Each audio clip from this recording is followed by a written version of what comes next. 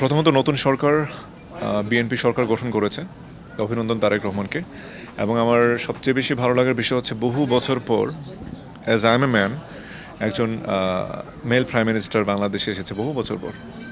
So আমার কাছে সবচেয়ে বেশি আনন্দের বিষয় এটাই। আর আমি প্রত্যাশা করছি যে তারেক রহমান খুব ভালো দেশ পরিচালনা করবেন।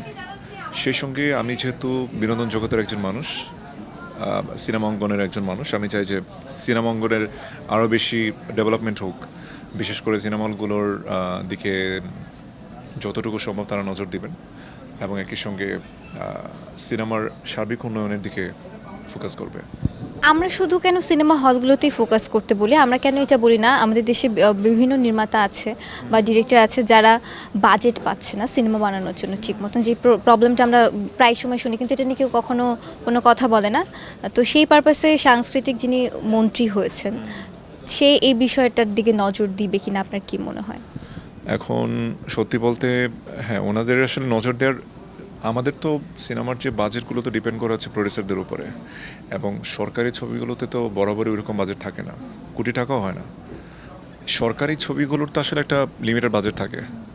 তা আমি পার্সোনালি 3 থেকে 4টা গভর্নমেন্টের ছবির কাজ করেছি। আমি একটু অ্যাড করতে চাই, যেহেতু বর্তমান বাংলাদেশে যে সিনেমাগুলো হয় একটু বেশি বাজেটের সিনেমাগুলোই দর্শকরা পছন্দ করছে, কম বাজেটে ওইভাবে সিনেমাগুলো বানানো পসিবল হচ্ছে না।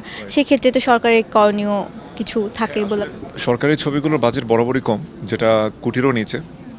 সো 1 কোটি টাকা দিয়ে আসলে আজকাল সিনেমা বানানো ইজ ভেরি টাফ। তো তখন দেখা যায় যে একজন প্রডিউসার যিনি আসলে অনুদানটা পেলেন, আলটিমেটলি খুব বেশি একটা ভালো কোয়ালিটির সিনেমা বানানো টাফ।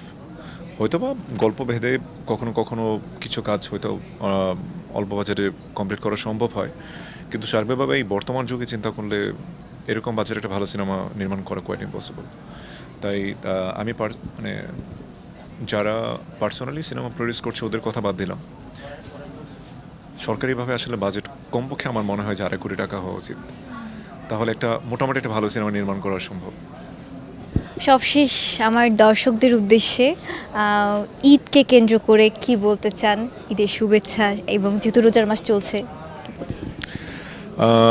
71 টিভির সকল দর্শককে ঈদের অগ্রিম শুভেচ্ছা, এবং আশা করছি এই ঈদ আপনাদের বরাবরের মতো খুব ভালো কাটবে। আর সেই সঙ্গে আমার জন্য দোয়া করবেন, আপনাদের জন্য দোয়া রইল। ঈদ মোবারক।